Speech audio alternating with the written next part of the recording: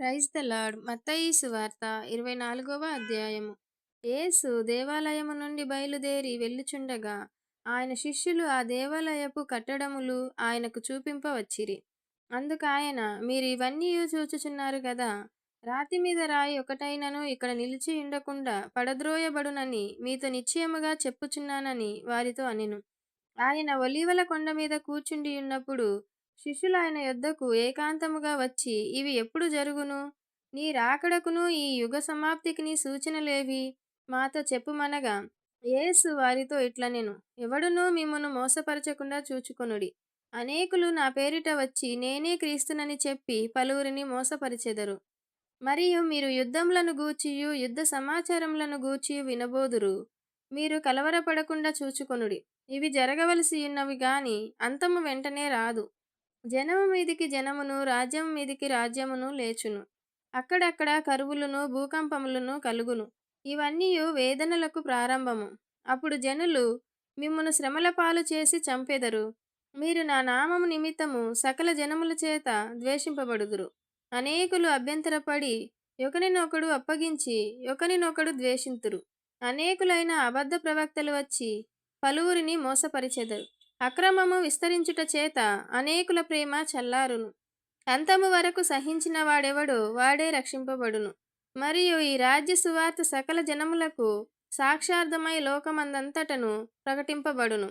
అటు తరువాత అంతము వచ్చును. కాబట్టి ప్రవక్త అయిన దానియేలు ద్వారా చెప్పబడిన నాశనకరమైన హేయ వస్తువు పరిశుద్ధ స్థలమందు నిలుచుట మీరు చూడగానే చదువువాడు గ్రహించుగాక. యూదయలో ఉండువారు కొండలకు పారిపోవలెను.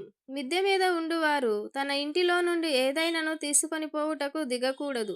పొలములో ఉండువాడు తన బట్టలు తీసుకొని పోవుటకు ఇంటికి రాకూడదు. అయ్యో, ఆ దినములలో గర్భిణులకును పాలిచ్చు వారికిని శ్రమ. అప్పుడు మహాశ్రమ కలుగును. గనుక మీరు పారిపోవుట చలికాలమందైనను విశ్రాంతి దినమందైనను సంభవింపకుండవలెనని ప్రార్థించుడి. లోకారంభము నుండి ఇప్పటి వరకు అట్టి శ్రమ కలుగలేదు, ఇక ఎప్పుడునూ కలుగబోదు. ఆ దినములు తక్కువ చేయబడకపోయిన ఎడల ఏ శరీరియు తప్పించుకొనడు. ఏర్పరచబడిన వారి నిమిత్తము ఆ దినములు తక్కువ చేయబడును.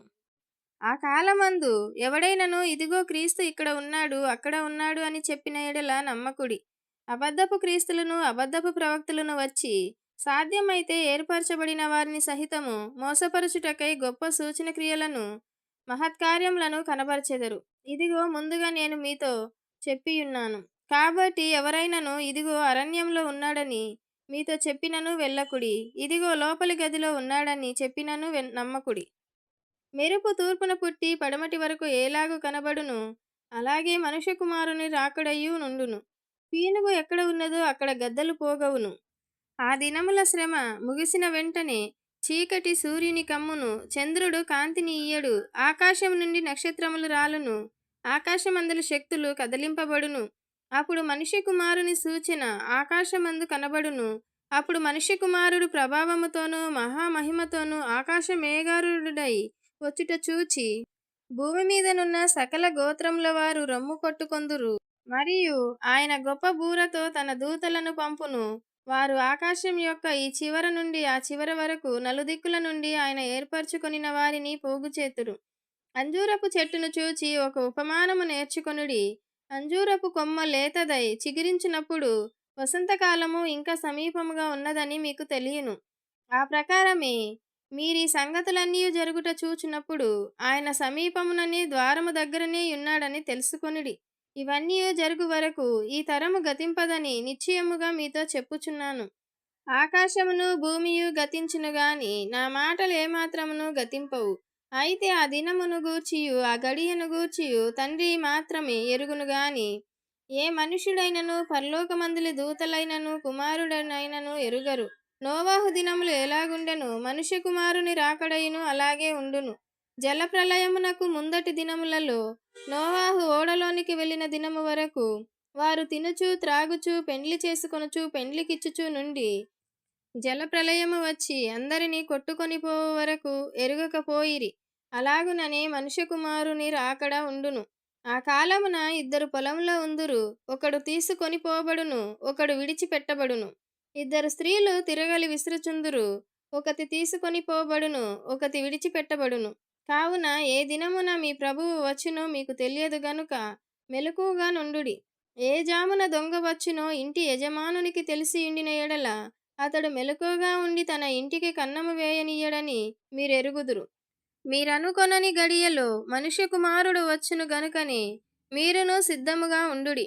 యజమానుడు తన ఇంటి వారికి తగిన వేళ అన్నము పెట్టుటకు వారిపైన ఉంచిన నమ్మకమైన వాడును బుద్ధిమంతుడునైన దాసుడెవడు? యజమానుడు వచ్చినప్పుడు ఏ దాసుడు ఈలాగు చేయుచుండుట అతడు కనుగొనునో ఆ దాసుడు ధన్యుడు.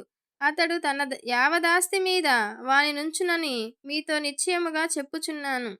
అయితే దుష్టుడైన ఒక దాసుడు నా యజమానుడు ఆలస్యము చేయుచున్నాడని తన మనసులో అనుకొని తన తోడి దాసులను కొట్ట మొదలుపెట్టి త్రాగుబోతులతో తినుచు త్రాగుచునుంటే ఆ దాసుడు కనిపెట్టని దినములలోను వాడనుకొనిన గడియలోను వాని యజమానుడు వచ్చి వానిని నరికించి వేషధారులతో కూడా వానికి పాలు నియమించును. అక్కడ ఏడుపును పండ్లు కొరుకుటయు నుండును. ఆమేన్.